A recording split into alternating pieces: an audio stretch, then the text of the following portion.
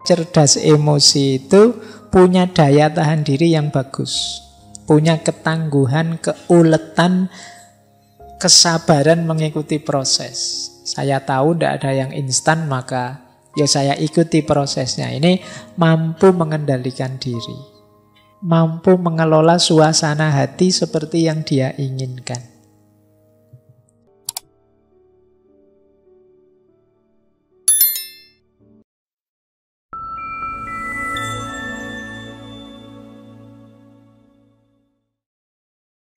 Assalamualaikum warahmatullahi wabarakatuh.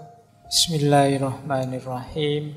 Indikator ini nanti sebenarnya untuk mengukur apakah aku sudah cerdas secara emosi atau belum. Jadi yang pertama apa? Orang yang cerdas emosi itu biasanya mampu mengatasi stres, mengatasi tekanan.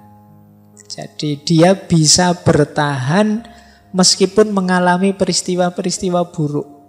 Tidak hancur karena tekanan. Yo, masalah banyak sih, problem banyak. Pak, saya itu sudah terancam DO, kemudian uang habis, kos-kosan belum bayar, kemudian pacar lari misalnya. Misalnya itu kan ruwet. Tapi saya ya tak bikin santai lah Pak, seneng saja lah Pak. Ini namanya cerdas secara emosi. Jadi mampu mengelola problem, tidak hancur karena problem. Nah, meskipun kadang kamu itu cerdas apa ndak waras. Ya masalah sebesar itu kok cengenges-cengenges. Jadi, tapi memang di antara cirinya orang cerdas emosi itu mampu mengatasi stres. Dia tangguh. Yang kedua, daya tahan dirinya kuat. Jadi mampu menahan diri. Saya siap melekan hari ini demi besok tulisanku selesai. Ini kemampuan daya tahan diri. Jadi melekan itu kan tidak enak, tapi aku siap menahan tidak enak sebentar demi kenyamanan yang lebih besar nanti. Ini orang cerdas emosi. Sudahlah, saya tahan saja dimarah-marahi dosen, yang penting nanti ditandatangani lah. Ini lumayan emosimu, cerdas secara emosi. Paling nanti dosennya lah ya bosen-bosen sendiri sama saya. Lama-lama ya ditandatangani. Nah ini ciri kedua. Jadi orang yang cerdas emosi itu punya daya tahan diri yang bagus, punya ketangguhan, keuletan, kesabaran mengikuti proses. Saya tahu tidak ada yang instan, maka ya saya ikuti prosesnya. Ini mampu mengendalikan diri. Yang ketiga, orang cerdas emosi itu mampu mengelola suasana hati seperti yang dia inginkan. Jadi biasanya orangnya tenang. Ada masalah ya, tapi bukan berarti aku harus gelisah. Ada problem ya, kadang-kadang ya sedih, kadang-kadang ya ruwet hidup ini, tapi ya tenang saja. Nah, kalau bahasanya agama kan mutmainnah. Jadi batinnya sudah stabil. Apapun yang terjadi tidak belok-belok sudah. Tidak naik turun lagi. Nah, ini orang yang cerdas secara emosi. Yang keempat, mampu motivasi diri. Tadi sudah dijelaskan ya, bagaimana orang tidak perlu pendorong dari luar dirinya untuk melakukan sesuatu. Yang kelima, mampu memahami orang lain lewat empati. Dan yang keenam, mampu bergaul dengan baik. Kok punya teman pintar sekali bergaul, di mana-mana disukai. Ini berarti kecerdasan emosinya tinggi. Berarti apa teman-teman? Melatih kecerdasan emosi itu sebenarnya melatih untuk melakukan 6 hal ini. Yang pertama, latihan untuk tangguh tidak runtuh meskipun banyak masalah yang menekan kita. Yang kedua, latihan mengendalikan diri, menahan diri. Yang ketiga, latihan tenang, latihan mengendalikan suasana hati. Yang keempat, mampu memotivasi diri kita untuk melakukan sesuatu tanpa butuh pendorong, tanpa butuh pamrih dari luar diri. Yang kelima, mampu empatik, memahami orang lain di posisinya. Dan yang terakhir, mampu bergaul dengan siapa saja dengan cara menyenangkan, mampu tenggang rasa terhadap orang lain.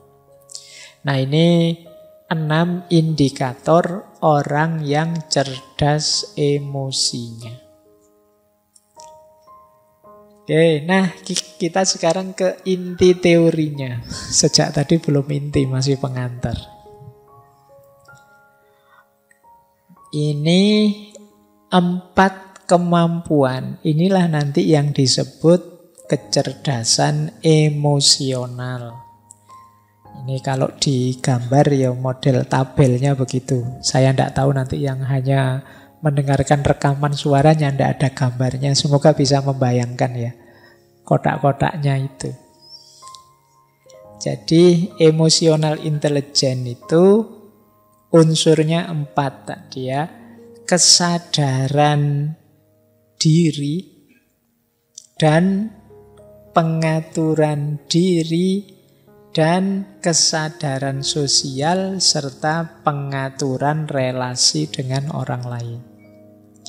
Jadi 2 yang pertama itu namanya personal competence, kemampuan personal. 2 yang terakhir namanya social competence, kemampuan sosial. Ini kayak kuliah beneran ya kalau kayak gini slide-nya. Dianggap kuliah saja. Jadi kesadaran kita, sadar emosi kita dan mampu mengelolanya. Kita sadar sebagai makhluk sosial dan mampu mengelolanya. Sebenarnya kuncinya itu yang disebut kompetensi personal dan kompetensi sosial. Yang sadar itu namanya what I see, apa yang harus aku lihat, apa yang harus aku penuhi. Kalau yang pengaturan itu what I do, apa yang harus aku lakukan. Jadi yang disadari dan yang dilakukan, baik sehubungan dengan diri kita sebagai pribadi maupun diri kita sebagai makhluk sosial. Sederhananya itu sebenarnya kecerdasan emosi itu. Nah, sekarang kita gali satu demi satu. Kesadaran diri itu cirinya 4. Yang pertama tadi ya, mampu mengenali emosi dalam diri kita. Saya itu rasanya sekarang kayak gimana sih? Itu bisa. Saya Pak rasanya capek Pak, bosen Pak, lelah Pak, jenuh Pak, dan lain sebagainya. Ini mampu mengenali emosi. Terus menerima diri apa adanya. Kan sulit kadang orang itu susah menerima dirinya. Menganggapnya dirinya baik terus. Tidak sadar kadang-kadang ya banyak jelek-jeleknya. Jadi tahu dan menerima. Saya baru sadar misalnya, loh saya kalau ngaji kok ngadep sana terus ya, tidak pernah ngadep sini ya. Jangan-jangan ada yang tidak beres ini di emosinya. Misalnya ada dorongan-dorongan tidak sadar ngadep sana misalnya. Nah ini diterima dulu, iya ya. Mestinya ya tidak begitu, mestinya ya ngadep ke sana juga, ngadep teman-teman cowok-cowok yang di sana, kok saya ngadep sini terus ya misalnya. Nah, dan itu bukan harga mati, berarti kan besok ngajinya ngadep sana juga lah, tidak ngadep sini. Tapi diterima dulu. Kalau orang denial, menyangkal, enggak, kebetulan saja ngadep sini. Biasanya juga tidak begitu. Misalnya menyangkal. Kalau menyangkal tidak ada perbaikan. Terimalah bahwa kita itu memang bisa keliru, bisa salah, bisa tidak pas, emosi kita bisa meleset, untuk selanjutnya diperbaiki. Termasuk self-awareness itu percaya diri.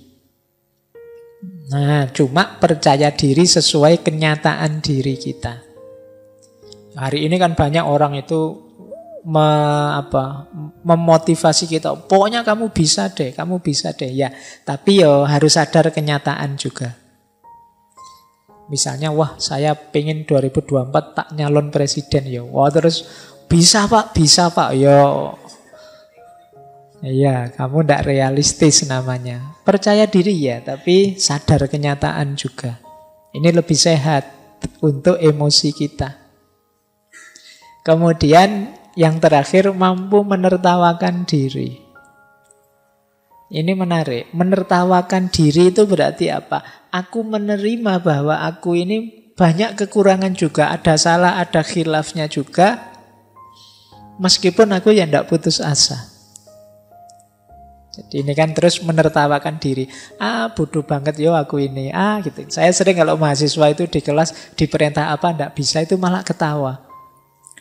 Harusnya kan sedih, dia malah ketawa. Tidak bisa ya Pak, tidak mampu ya Pak. Kan sering begitu. Jadi, kamu sudah baca belum? Belum baca ya Pak. Terus ketawa. Tidak apa-apa loh. Anggap saja itu menertawakan dirimu. Kadang-kadang kan aku heran, loh kamu ketawa, yang diketawain siapa? Oh mungkin dirinya sendiri, bahwa betapa konyolnya aku, betapa tidak bertanggung jawabnya aku. Tidak masalah, jadi salah tidak membawa putus asa, tapi membawa penertawaan diri bahwa aku ini memang belum baik, aku ini memang belum bagus, saatnya untuk diperbaiki. Nah ini ciri-ciri orang sadar diri. Nah, strateginya apa untuk membangun kesadaran diri? Yang pertama, ayo merenungi nilai-nilai hidup. Kesadaran diri itu selalu gandeng, selalu bersama dengan nilai-nilai hidup. Orang bisa memvalue dirinya itu kan dasarnya nilai yang dia pegangi. Aku kok marah, padahal harusnya aku ini penyabar loh. Dalam hidup ini yang lebih utama itu sabar. Loh sabar itu nilai yang kita yakini utama. Sehingga ketika kita marah berarti kita keluar dari nilai yang kita yakini. Loh aku kok ngamuan padahal aku ini orang Islam. Katanya Islam itu rahmatan lil alamin, cinta damai. Berarti meleset yang aku lakukan ini. Loh, itu kesadarannya muncul karena kita sadar nilai.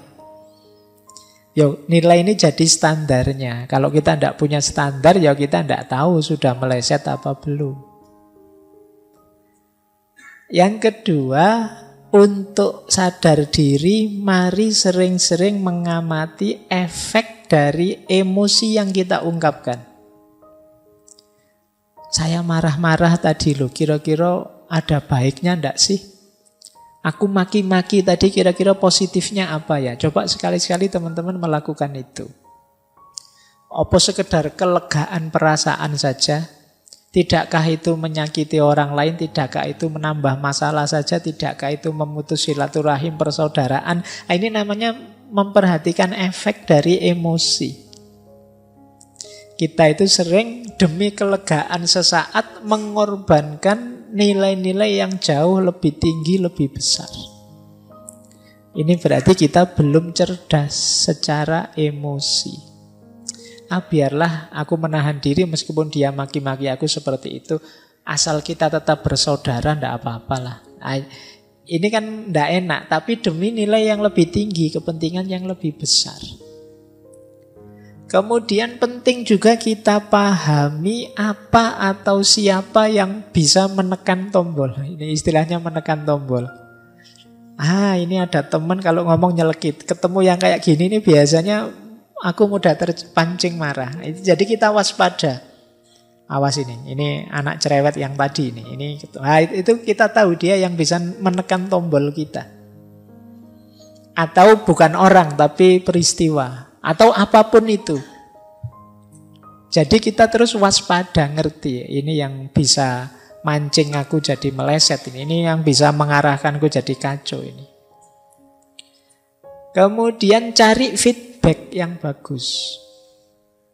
Yo, manusia itu ada keterbatasannya, termasuk ketika kita membaca diri kita sendiri. Seringkali tidak objektif.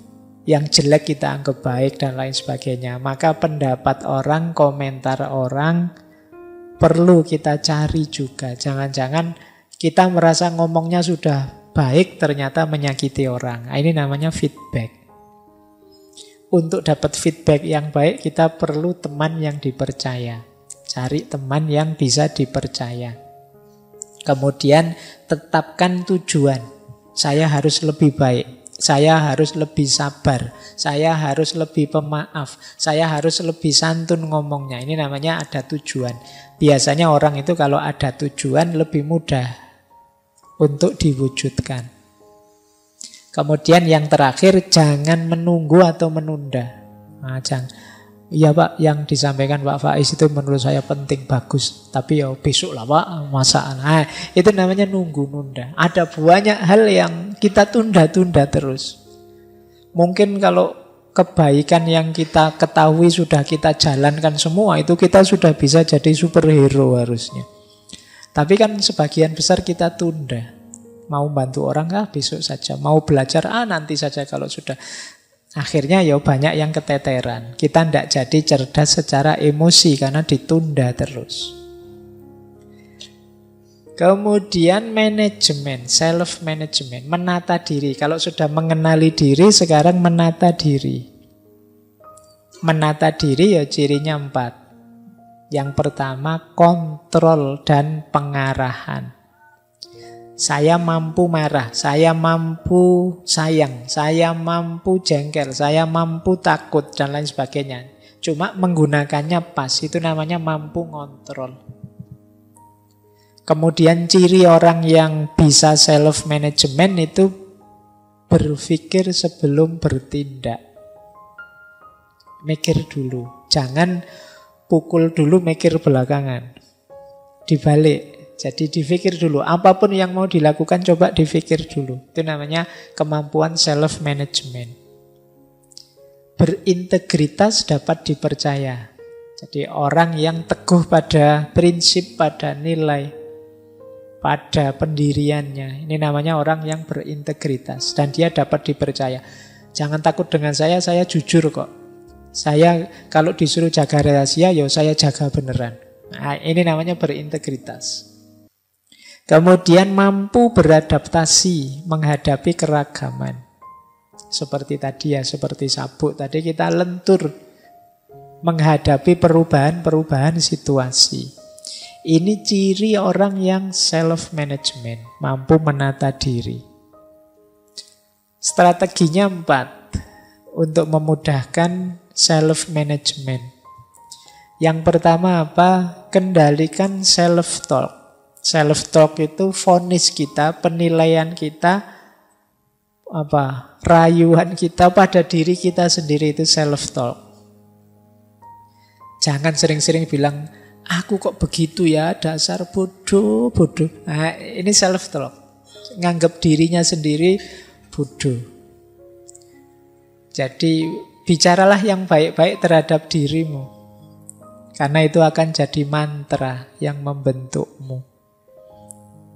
Jadi kalau teman-teman membaca diri, aku masih bisa lebih baik, daripada bilang pada dirimu, aku ini orangnya jelek. Nah, jadi ini penting self-talk ini. Kita itu sering mensugesti diri kita secara negatif. Dan biasanya ya ke situ nanti diri kita terbentuk. Siapa sih saya ini Pak? Saya itu hanya remah-remah. Iya, kan sering kemarin anak-anak bilang begitu. Ya kamu akan jadi remah-remah beneran.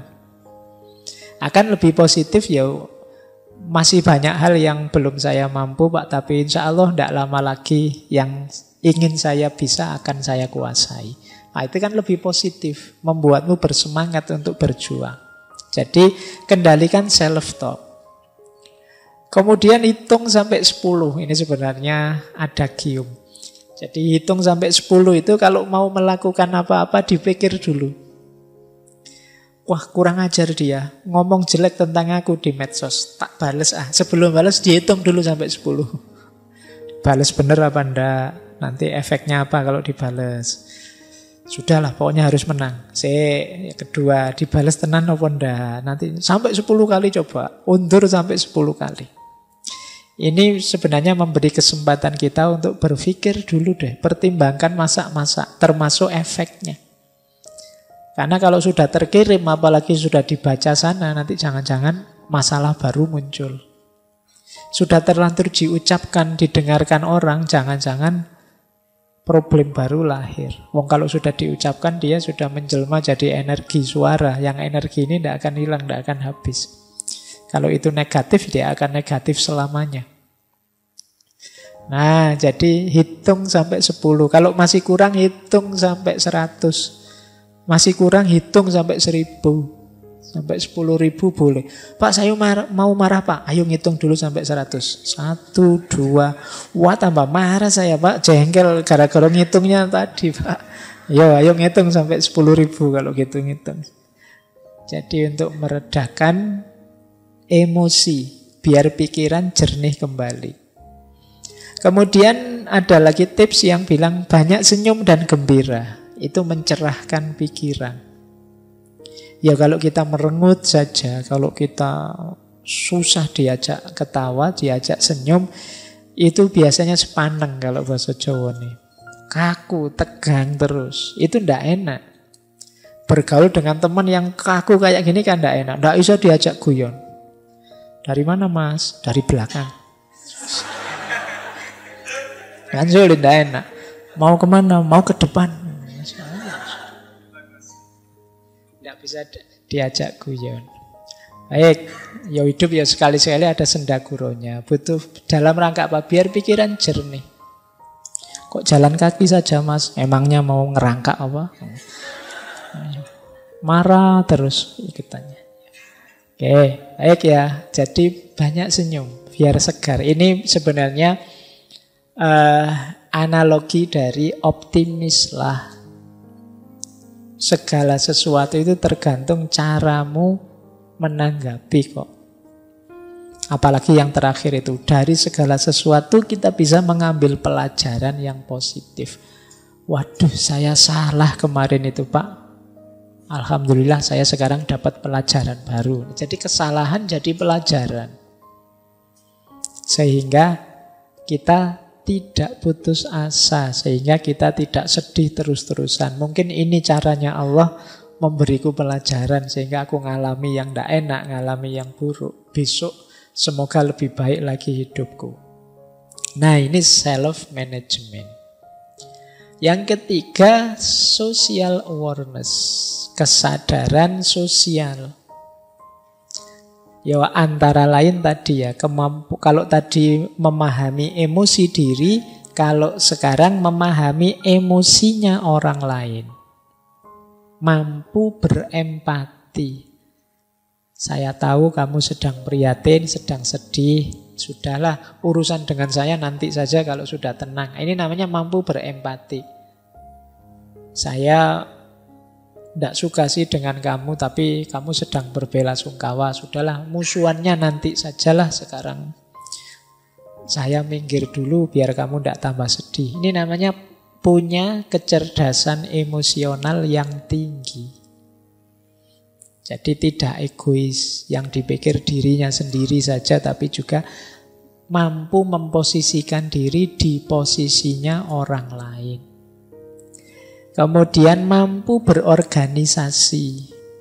Kalau pas jadi pimpinan, dia jadi pemimpin yang baik. Kalau pas jadi yang dipimpin, dia juga jadi rakyat yang dipimpin yang baik. Ini namanya social awareness. Disuruh merintah ya bisa, diperintah ya mau. Ini namanya social awareness. Banyak di antara kita yang disuruh mimpin tidak bisa, jadi anak buah tidak mau, itu kan sulit. Tidak punya social awareness, tidak punya kesadaran sosial.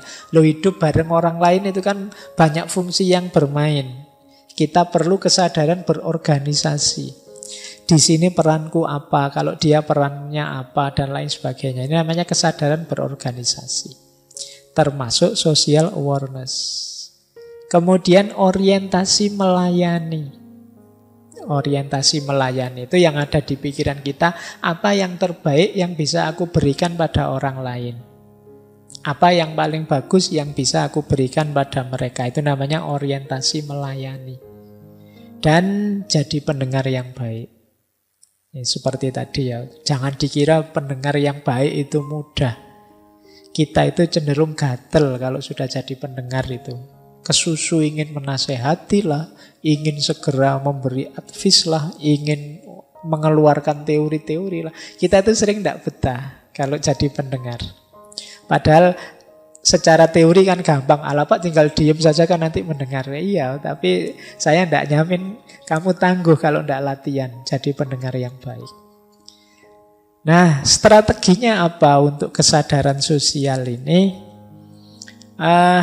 Ini saya terjemah acak saja. Terjemahnya kayak ceramah ya. Senyum, salam, sapa, sopan, santun. 5S, tidak cuma 3S.